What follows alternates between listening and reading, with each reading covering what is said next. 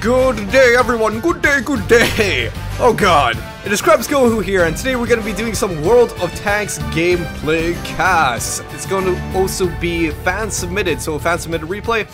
And we're going to be looking at today the gentleman named Scott. His in-game name is Melchior037. He's going to be playing as a Tiger P with his teammates over here, his wee clan, the Bazin clan. With Dagnon playing as the T20 and Gia, I'm not even going to try to say that name, as the IS. They're also going to be playing on the map Swamp and up against that enemy team, which, oh my god, there are so many platoons in that enemy team.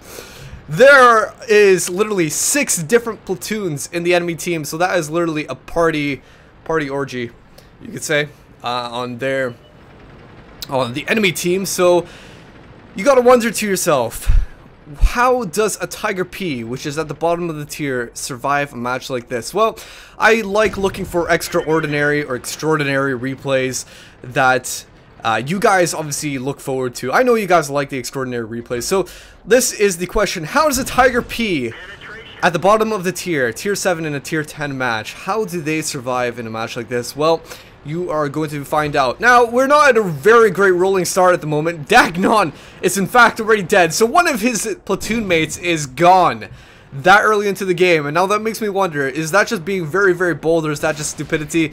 Well, if you die so early into a game, that is probably stupidity, if anything. So, if there's a lesson to be learned from Dagnon, do not do what Dagnon did. Do not jump straight into the open where the enemy can see you, or else you'll die literally in probably within a minute. I believe that was within a minute of the game actually starting. So, you know, if your achievement is to die as quick as you can, then go for Dagnon's route. But anyway, I bet it was just a mistake. I'm sure he doesn't do that in every game. You know, I had this really horrific game yesterday where I was playing in a tier 10 match. I wasn't actually in tier 10, I was lower than tier 10, but I was playing with tier 10s. And one of the guys, this E100, it was on Kampanovka, Malinovka, he decided to say, well, I'm gonna run out into the middle of the map and suicide. And oh my god, our team was panicking. We're like, oh no, no, don't do this! Because Firefly Division was on my platoon.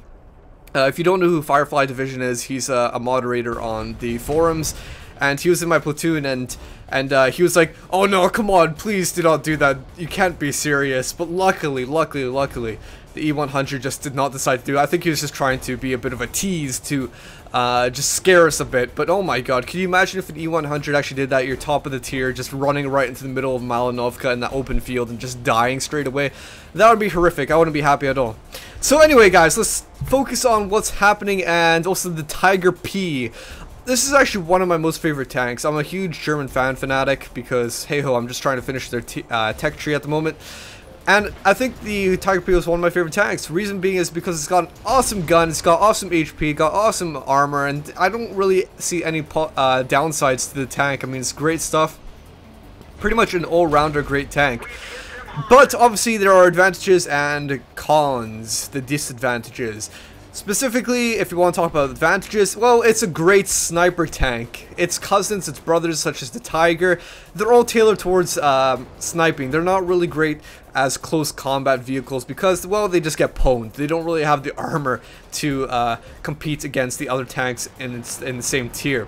Now, if we're going to be talking about the armor of the Tiger P, well, overall it has great HP. It has decent armor. However, its problem is that it doesn't really have sloped armor. Alright, so I know you guys are gonna take a look. Let's see him fire. Okay, missed. Well, let's take a quick look at the front of the Tiger P, for example. What you'll notice is that there's hardly any sloped armor. In fact, it's quite pathetic.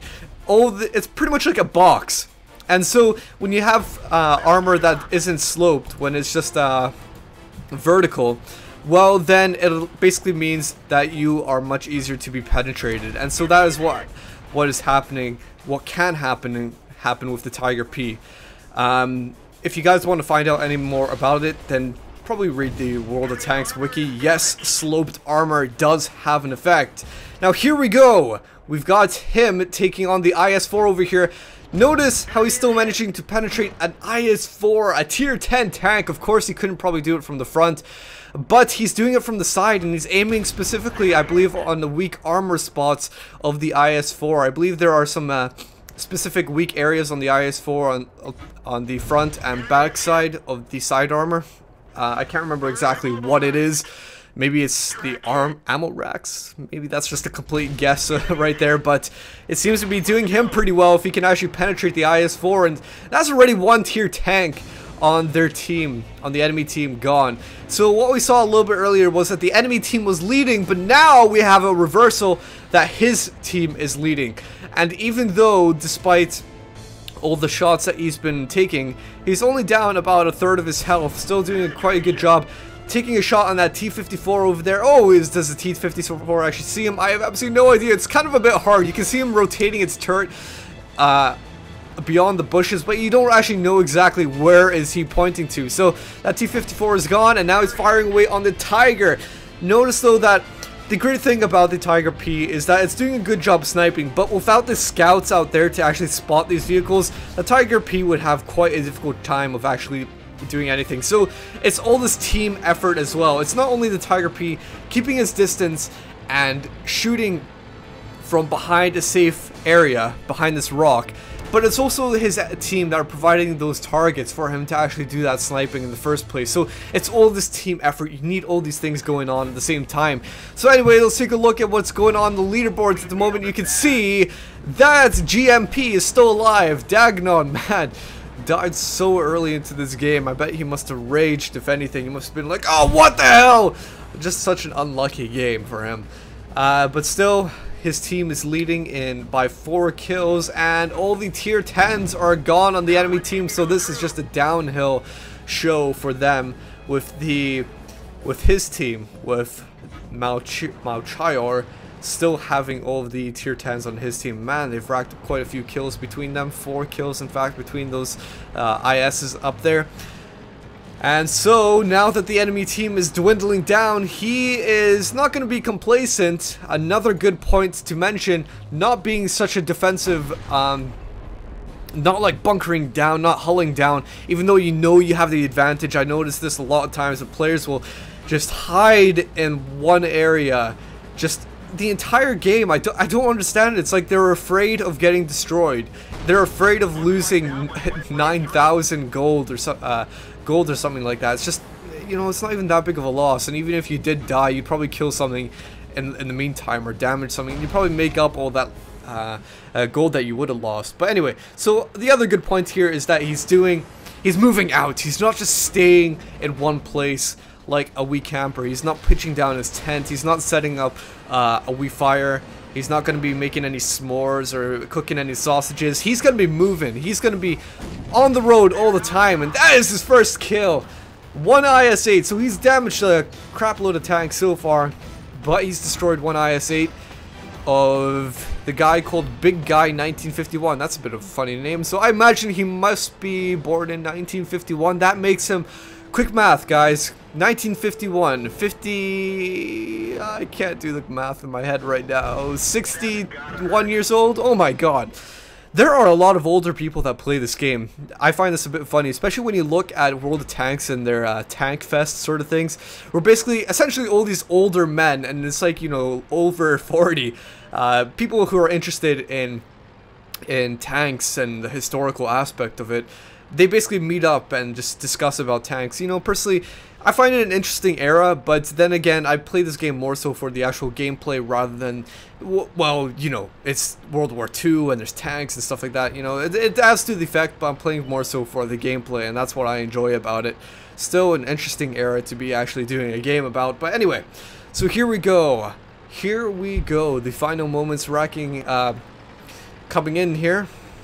And he is just going to be winding around this corner. Most likely the enemy team is huddled up at the victory point of theirs, because, well, that's probably the most defensive place, I imagine anyway. Well, the artillery. But Tiger 2 down there, just dead. Exploding in the distance. The smoke clouds. Oh, and now it's going to be exploding actually. There we go! And the IS-4 being finished off at the same time. So now you come into the horrific position of being 5 tanks, or actually how many 5 tanks against 1 artillery. I always gotta imagine, is there ever a possibility, ever a chance that, say, an artillery piece against 5 enemy tanks, could that survive somehow?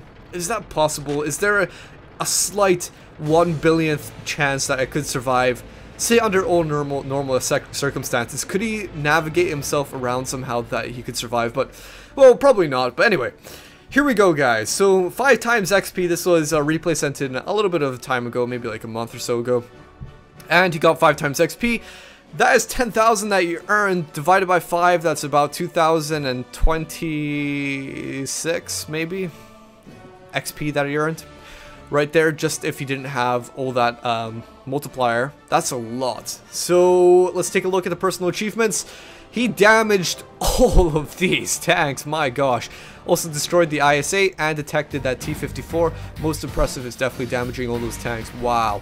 Battle heroes, we've got Confederate for the Tiger P. If you don't know what Confederate is, it means getting the most shots on enemy tanks, damaging them, but having other people finish them off. And that is a clear testimony of all the tanks they damaged and all of them being finished off. So well done to him for getting Confederate.